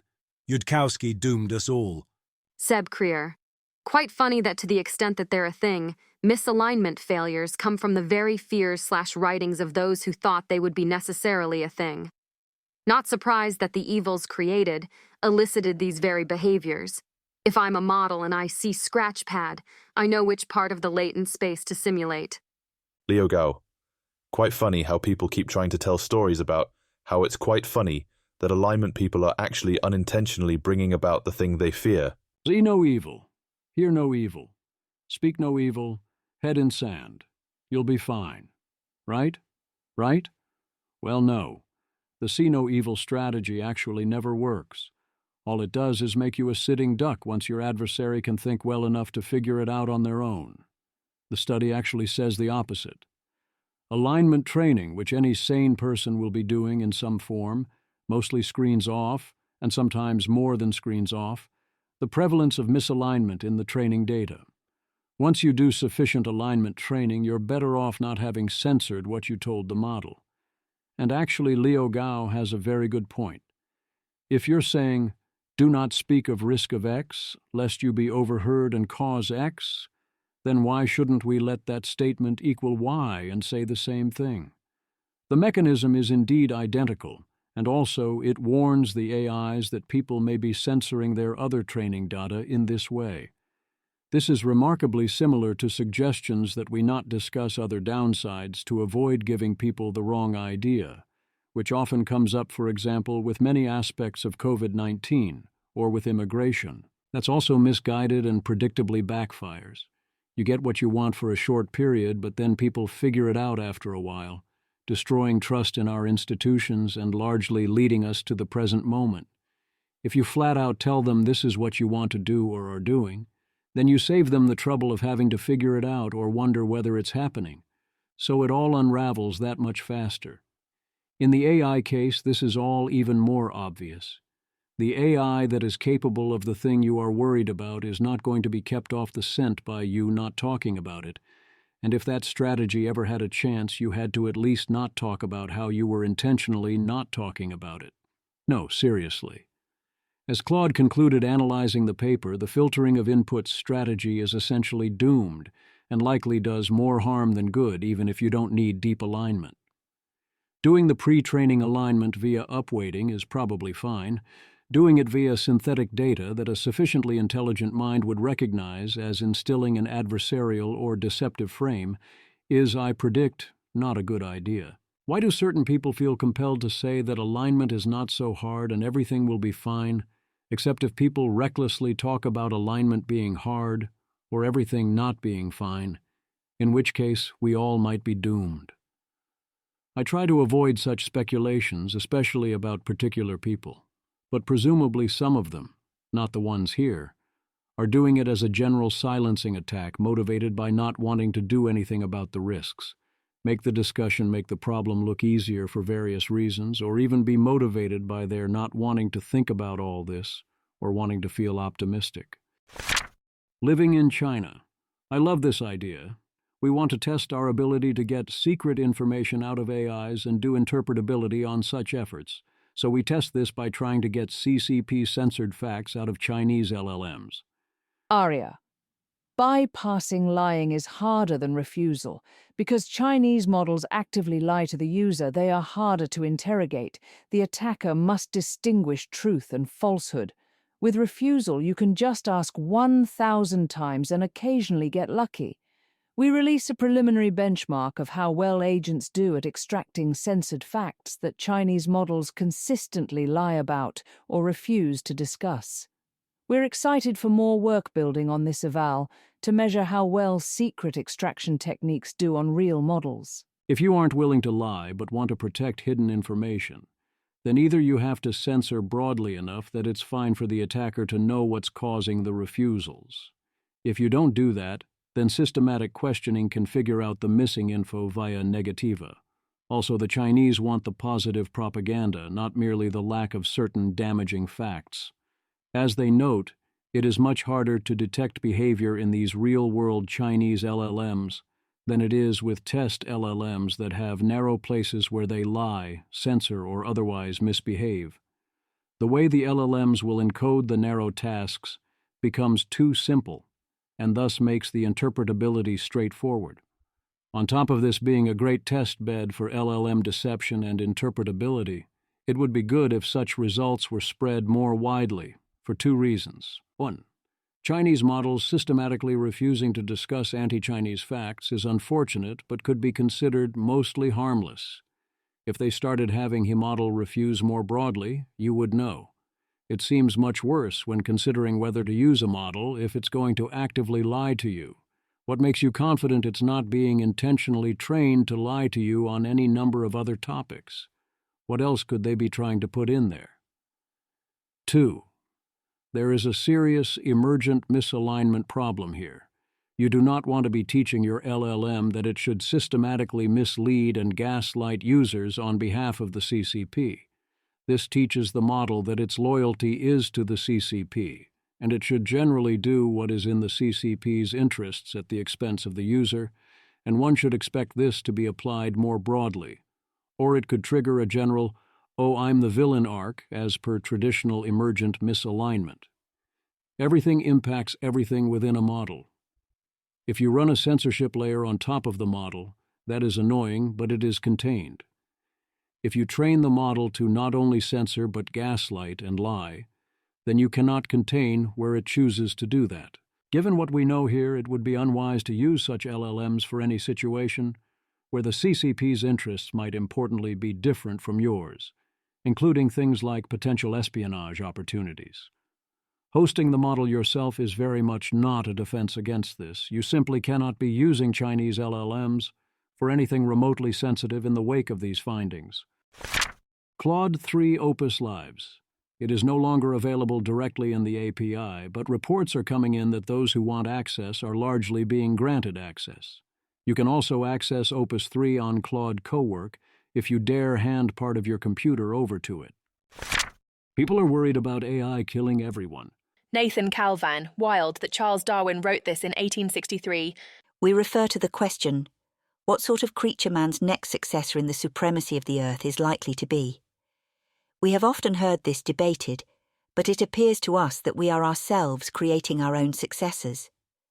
Nathan Calvin, he even talks some about Ajay Kotra's concept of self-sufficient AI. Each race is dependent upon the other for innumerable benefits, and until the reproductive organs of the machines have been developed in a manner which we are hardly yet able to conceive, they are entirely dependent upon man for even the continuance of their species. It is true that these organs may be ultimately developed, inasmuch as man's interest lies in that direction. There is nothing which our infatuated race would desire more than to see a fertile union between two steam engines. It is true that machinery is even at this present time employed in begetting machinery, in becoming the parent of machines often after its own kind. But the days of flirtation, courtship and matrimony appear to be very remote, and indeed can hardly be realized by our feeble and imperfect imagination. Messages from Janusworld. I think this is a reasonable concern for Janus in particular because of exactly the types of insights she's likely to have. Janus.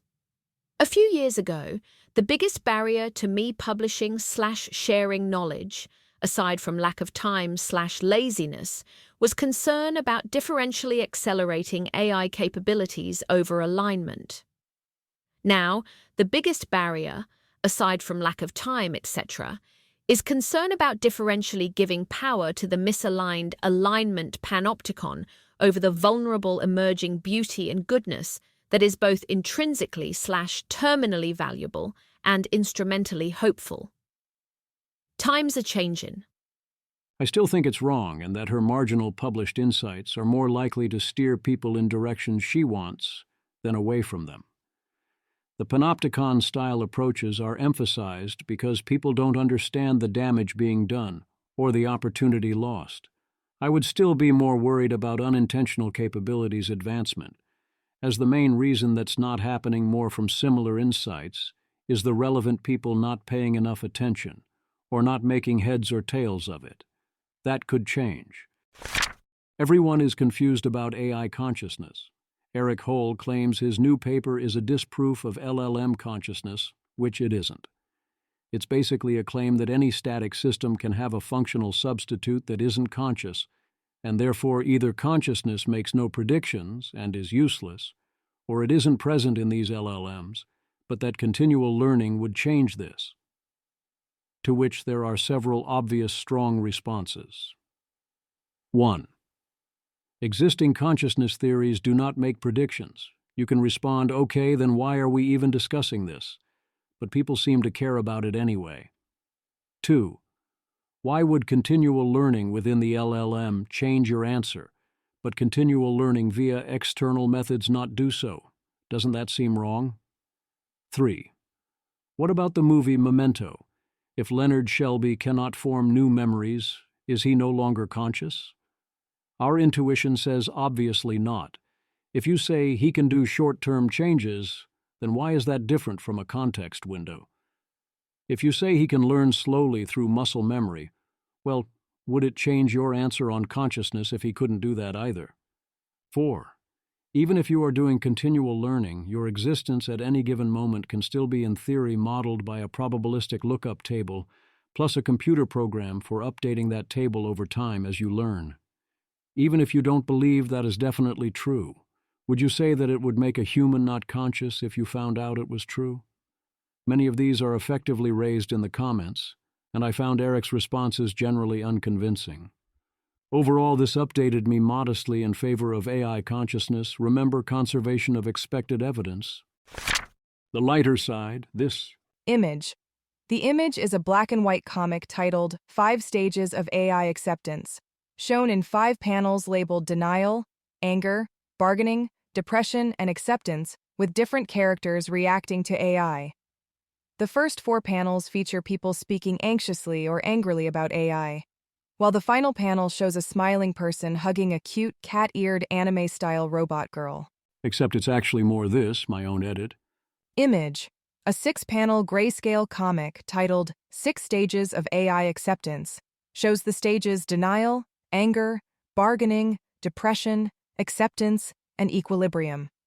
The first 4 panels feature distressed people with speech bubbles about AI, while the last 2 show a smiling anime-style cat-eared robot girl being embraced and then standing alone contentedly.